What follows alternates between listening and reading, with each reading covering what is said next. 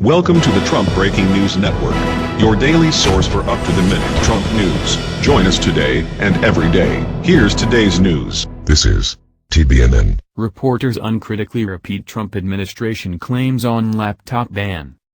By Zaid Jilani.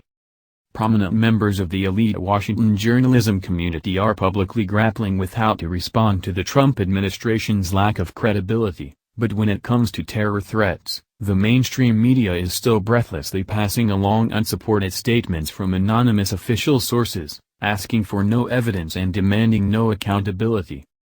The Trump administration's Muslim laptop ban, new restrictions on bringing laptops and other large electronic devices aboard planes leaving from 10 different airports in 8 Muslim-majority countries, has now been justified several times in several different ways, with those justifications accepted on face value by credulous reporters. On Tuesday, the Department of Homeland Security put out a Q&A about the ban that cited a recent trend of bombings of airplanes in Egypt and Somalia. Mogadishu Airport, the point of entry for the 2016 laptop bomb cited as an example, is not covered by the Trump administration's restrictions. This narrative was repeated in an Associated Press story published on Tuesday, which also summarized the view of unnamed U.S. officials saying that the decision to bar laptops and tablets from the cabins of some international flights wasn't based on any specific threat but on long-standing concerns about terrorists targeting jetliners. On Tuesday evening, the narrative changed, and the media dutifully followed.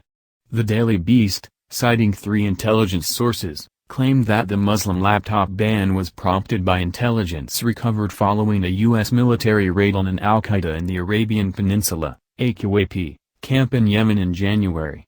The sources claim that the raid yielded intelligence that al-Qaeda was developing small bombs that can fit inside laptops and must be manually activated, thus the ban on laptops in airplane cabins. But the outcome of the raid in Yemen, which cost the lives of dozens of Yemeni civilians and a Navy SEAL, has become a highly politically charged issue. President Trump used his address to Congress to claim that it generated large amounts of vital intelligence that will lead to many more victories in the future against our enemy. Anonymous officials asserted that there was no intelligence produced.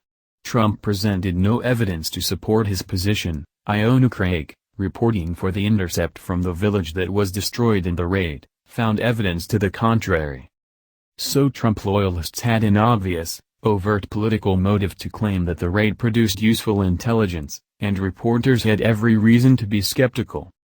The New York Times then reported that 4 anonymous U.S. officials told Times reporters that the ban was prompted by intelligence showing that ISIS, not AQAP, is developing bombs that can be hidden in portable electronic devices. In that story, the raid in Yemen is not cited as justification. That makes 3 different and distinct sets of justifications provided by the Trump administration in one day, all relayed by reporters with little skepticism.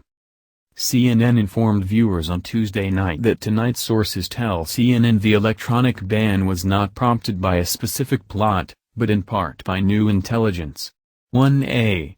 U.S. official tells CNN that al-Qaeda's affiliate in Yemen was perfecting techniques for hiding explosives in the batteries of electronic devices. The information was obtained over recent weeks and months. CNN aviation analyst Mary Schiavo noted on Wednesday that sources have said that information they picked up in the Yemen raid a while back indicated that AQAP bomb makers have been training others to replicate the attack that was made on the plane 1 year ago, presumably referring to the attempted 2016 Somalia airliner bombing.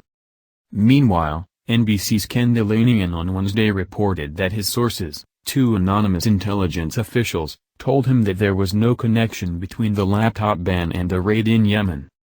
NBC's Early Today told viewers on Thursday that a senior law enforcement official tells NBC News ISIS may be getting help from al-Qaeda, a disturbing development following the new electronics ban.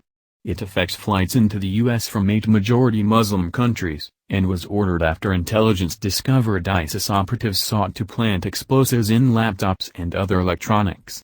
A moment later, the network offered a caveat, calling the intelligence extremely sensitive. Intelligence officials would not confirm if ISIS was developing an explosive that could be hidden in a laptop. What all these stories have in common is not only their competing claims from anonymous officials, but a lack of any tangible evidence to support them.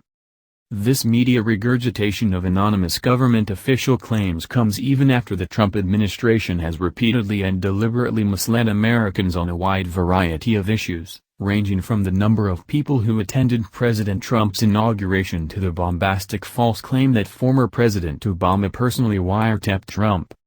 In fact, it's possible that all of those anonymous officials were wrong, and that the laptop ban had nothing to do with security at all. It could simply be a protectionist scheme concocted by Trump to ingratiate himself to the CEOs of the U.S. airlines who have long complained that Gulf-based air carriers are unfairly subsidized by their national governments. That's the news. Join us here every day. Be sure to subscribe and click the bell. See you next time. This is TBNN.